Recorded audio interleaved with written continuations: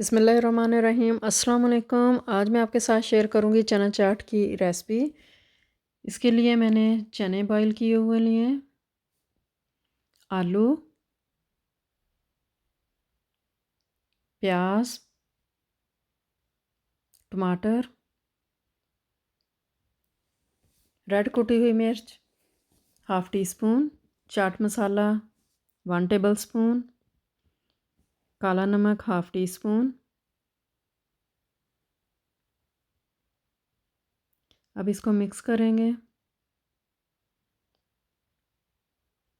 चने, आलू, प्याज आपने जितनी चना चाट बनानी है उस हिसाब से आप डाल लें।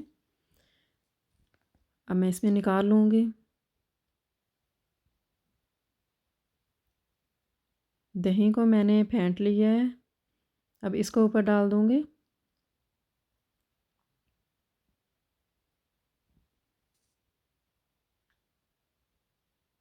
अब ऊपर चने, प्याज, आलू, टमाटर वो इसके ऊपर ऐड कर दूँगी। पापड़ी, सब्ज़ धनिया, इमली की चटनी, मैंगो चटनी। तो चना चाट रेसिपी तैयार है। बहुत नाइस मज़े की बनी है।